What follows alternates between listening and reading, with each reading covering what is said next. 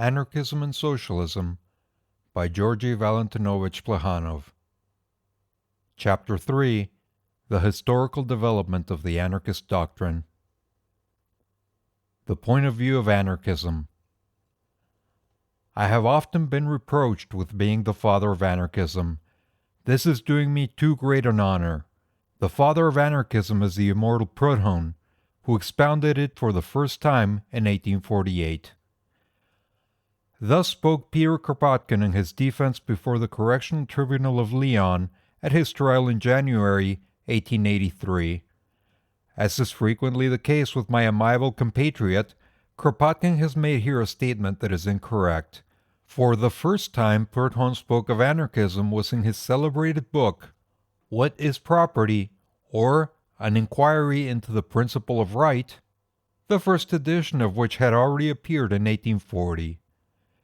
It is true that he expounds very little of it here, he only devotes a few pages to it. And before he set about expounding the anarchist theory in 1848, the job had already been done by a German, Max Stirner, the pseudonym of Caspar Schmidt, in 1845, in his book, The Ego and Its Own. Max Stirner has therefore a well-defined claim to be the father of anarchism. Immortal or not, it is by him that the theory was expounded for the first time. The anarchist theory of Max Stirner has been called a caricature of the philosophy of religion of Ludwig Feuerbach. It is thus, e.g., that Uberweg in his Basics of the History of Philosophy, third part, Philosophy for the New Time, speaks of it. Some have even supposed that the only object Stirner had in writing his book was to poke fun at this philosophy. This supposition is absolutely gratuitous. Stirner, in expounding his theory, was not joking. He is in deadly earnest about it, though he now and again betrays a tendency, natural enough in the restless times when he wrote, to outdo Feuerbach and the radical character of his conclusions. For Feuerbach, what men call divinity is only the product of their fantasy, of a psychological aberration. It is not divinity that has created man, but man who creates divinity in his own image. In God, man only adores his own being. God is only a fiction, but a very harmful fiction. The Christian God is supposed to be all love, all pity for poor, suffering humanity. But in spite of this, or rather because of it, every Christian really worthy of the name hates and must hate the atheists, who appeared to him the living negation of all love and all pity. Thus the God of love becomes the God of hate, the God of persecution. The product of the fantasy of man becomes a real cause of his suffering. So we must make an end of this phantasmagoria. Since in divinity man adores only his own being, we must once and for all rend and scatter to the winds the mystic veil beneath which this being has been enveloped. The love of humanity must not extend beyond humanity. Man is the highest being for man. Thus Feuerbach.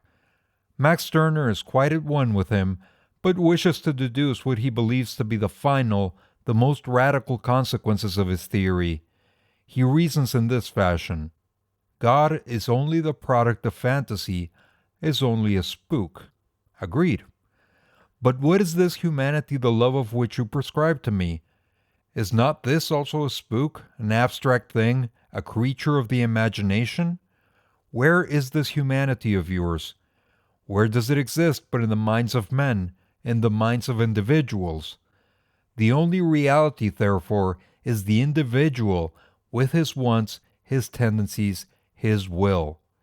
But since this is so, how can the individual, the reality, sacrifice himself for the happiness of man, an abstract being? It is all very well for you to revolt against the old God. You still retain the religious point of view, and the emancipation you are trying to help us to is absolutely theological, i.e., God-inspired.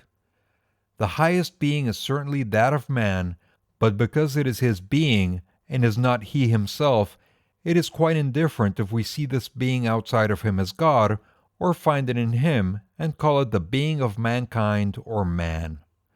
I am neither God nor man, neither the highest being, nor my own being, and therefore it is essentially a matter of indifference if I imagine this being in myself or outside myself.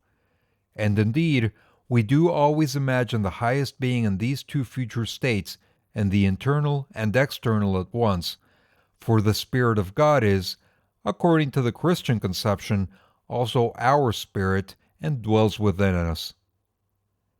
It dwells in heaven and dwells in us, but we poor beings are but its dwelling place, and if Feuerbach destroys its heavenly dwelling place and forces it to come down to us bag and baggage, we, its earthly abode, will find ourselves very overcrowded. To escape the inconveniences of such overcrowding, to avoid being dominated by any spook, to at last place our foot upon actual ground, there is but one way: to take as our starting point the only real being, our own ego. Away then with everything that is not wholly and solely my own affair. You think my own concerns must at least be good ones? A fig for good and evil. I am I, and I am neither good nor evil. Neither has any meaning for me. The godly is the affair of God, the human that of humanity. My concern is neither the godly nor the human. It is not the true, the good, the right, the free, etc., but simply my own self, and it is not general, it is individual, and I myself am individual. For me, there is nothing above myself. Religion, conscience, morality, right, law, family, state, are but so many fetters forced upon me in the name of an abstraction, and so many despotic lords whom I, the individual conscious of my own concerns, combat by every means in my power. Your morality, not merely the morality of the bourgeois Philistines, but the most elevated, the most humanitarian morality, is only religion which has changed its supreme beings. Your right, that you believe born with man, is but a ghost, and if you respect it, you are no further advanced than the heroes of Homer, who were afraid when they beheld a god fighting in the ranks of their enemies. Right is might. Whoever has might, he has right. If you have not the former, you have not the latter. Is this wisdom so difficult of attainment? You would persuade me to sacrifice my interests to those of the state. I, on the contrary, declare war to the knife to all states, even the most democratic. Every state is a despotism, whether it is the despotism of one or many, or whether, as one might suppose would be the case in a republic, all are masters, i.e., one tyrannizes over the rest. For this is the case whenever a given law, the expressed will perhaps of some assemblage of the people, is immediately to become a law to the individual, which he must, and which it is his duty to obey. Even if one were to suppose a case in which every individual among the people had expressed the same will, and thus a perfect will of all had easily been arrived at, the thing would still be the same. Should I not today and in the future be bound by my will of yesterday? In this event my will would be paralyzed. Fatal stagnation. My creation, i.e., a certain expression of will, would have become my master. But I, in my will, should be constrained. I, the Creator, should be constrained in my development, my working out. Because I was a fool yesterday, I must remain one all my life. So that in my life the relation to the state I am at best, I might as well say at worst, a slave to my own self. Because yesterday I had a will, I am today without one. Yesterday free, today bound. Here a partisan of the people's state might observe to Stirner that his eye goes a little too far in his desire to reduce democratic liberty to absurdity. Further, that a bad law may be abrogated as soon as a majority of citizens desire it, and that one is not forced to submit to it all one's life. But this is only an insignificant detail, to which, moreover, Stirner would reply that the very necessity of appealing to a majority proves that I am no longer the master of my own conduct. The conclusions of our author are irrefutable for the simple reason that to say, I recognize nothing above myself, is to say, I feel oppressed by every institution that opposes any duty upon me. It is simply tautology. It is evident that no ego can exist quite alone. Stirner knows this perfectly, and this is why he advocates leagues of egoists, that is to say, free associations into which every ego enters and in which he remains when and so long as it suits his interests. Here let us pause. We are now face to face with an egoist system par excellence. It is perhaps the only one that the history of human thought has to chronicle. The French materialists of the last century have been accused of preaching egoism. The accusation was quite wrong. The French materialists always preached virtue, and preached it with such unlimited zeal that Grimm could, not without reason, make fun of their capuchinades on the subject. The question of egoism presented to them a double problem. 1. Man is all sensation. This was the basis of all their speculations upon man. By his very nature he is forced to shun suffering and to seek pleasure. How comes it, then, that we find men capable of enduring the greatest sufferings for the sake of some idea, that is to say, in its final analysis, in order to provide agreeable sensations for their fellow men? 2. Since man is all sensation, he will harm his fellow men if he is placed in a social environment where the interests of an individual conflict with those of others. What form of legislation, therefore, can harmonize public good and that of individuals? Here, in this double problem, lies the whole significance of what is called the materialist ethics of the 18th century. Max Stirner pursues an end entirely opposed to this. He laughs at virtue, and far from desiring its triumph, he sees reasonable men only in egoists, for whom there is nothing above their own ego. Once again, he is the theorist par excellence of egoism. The good bourgeois, whose ears are as chaste and virtuous as their hearts are hard, they, who, drinking wine, publicly preach water, were scandalized to the last degree by the immorality of Stirner. It is the complete ruin of the moral world, they cried. But as usual, the virtue of the Philistines showed itself very weak in argument. The real merit of Stirner is that he has spoken the last word of the young atheist school, i.e., the left wing of the Hegelian school, wrote the Frenchman Saint René Talander. The Philistines of other lands shared this view of the merits of the daring publicist. From the point of view of modern socialism, this merit appears in a very different light. To begin with, the incontestable merit of Stirner consists in his having openly and energetically combated the sickly sentimentalism of the bourgeois reformers and of many of the utopian socialists, according to which the emancipation of the proletariat would be brought about by the virtuous activity of devoted persons of all classes, and especially of those of the possessing class. Stirner knew perfectly what to expect from the devotion of the exploiters. The rich are harsh, hard-hearted, but the poor, the terminology is that of our author, are wrong to complain of it, since it is not the rich who create the poverty of the poor, but the poor who create the wealth of the rich. They ought to blame themselves, then, if their condition is a hard one. In order to change it, they have only to revolt against the rich, and as soon as they seriously wish it, they will be the strongest, and the reign of wealth will be at an end. Salvation lies in struggle, and not in fruitless appeals to the generosity of the oppressors. Stirner, therefore, preaches the class war. It is true that he represents it in the abstract form of the struggle of a certain number of egoist egos against another, smaller number of egos, not less egoist. But here we come to another merit of Stirner's. According to Talander, he has spoken the last word of the young atheist school of German philosophers. As a matter of fact, he has only spoken the last word of idealist speculation. But that word he has incontestably the merit of having spoken. In his criticism of religion, Feuerbach is but half a materialist. In worshipping God, man only worships his own being idealized. This is true. But religions spring up and die out, like everything else upon earth. Does this not prove that the human being is not immutable, but changes in the process of the historical evolution of societies?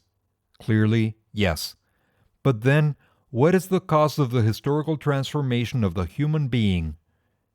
Feuerbach does not know. For him, the human being is only an abstract notion, as human nature was for the French materialists.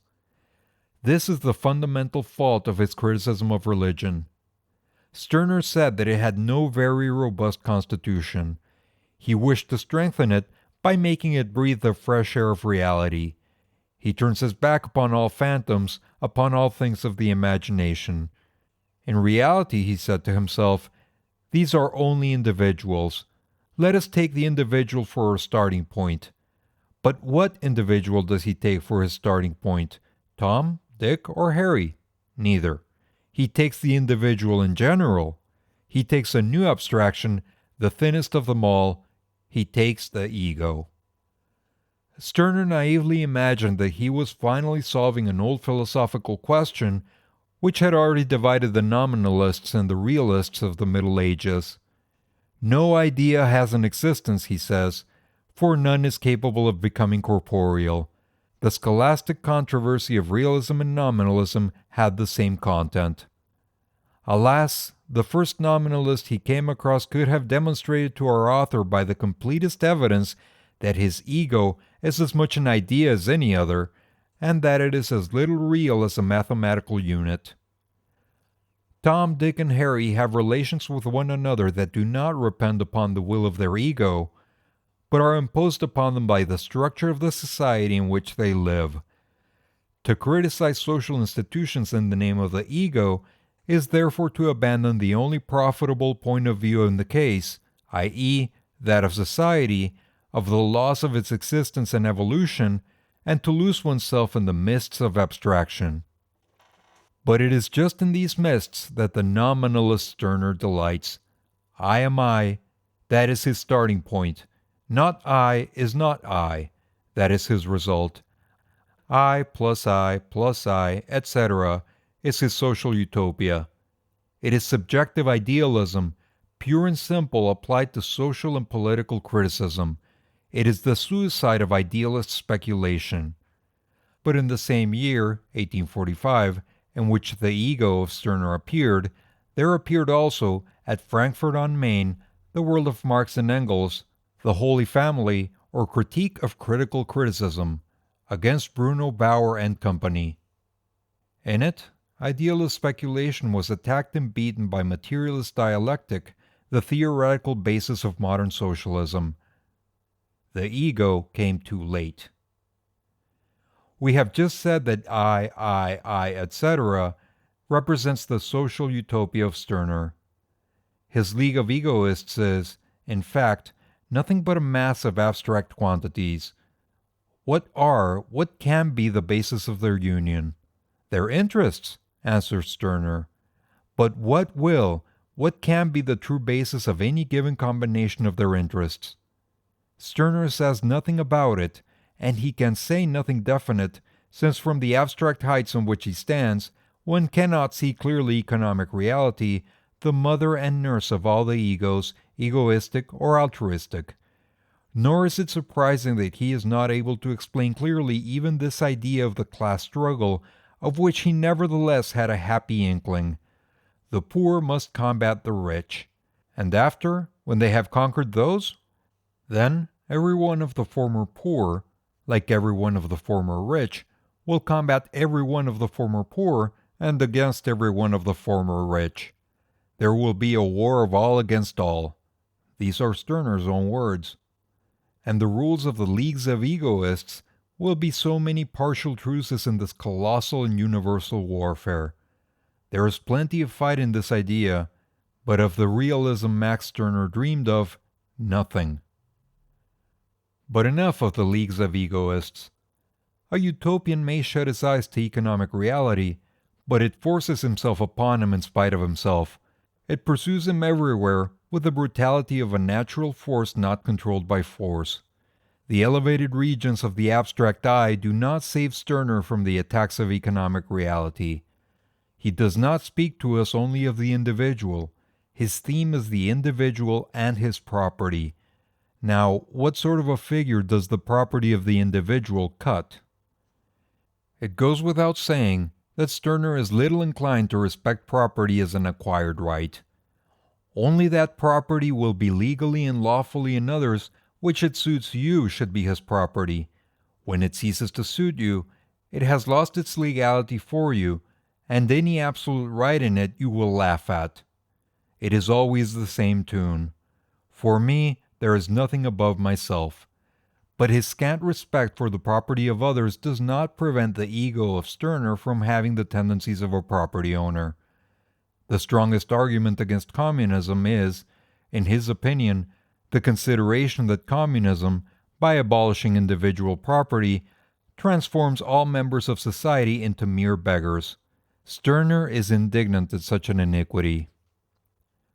Communists think that the commune should be the property owner. On the contrary, I am a property owner and can only agree with others as to my property. If the commune does not do as I wish, I rebel against it and defend my property. I am the owner of property, but property is not sacred. Should I only be the holder of property? This is an allusion to Proudhon. No. Hitherto one was only a holder of property, assured of possession of a piece of land, because one left others also in possession of a piece of land.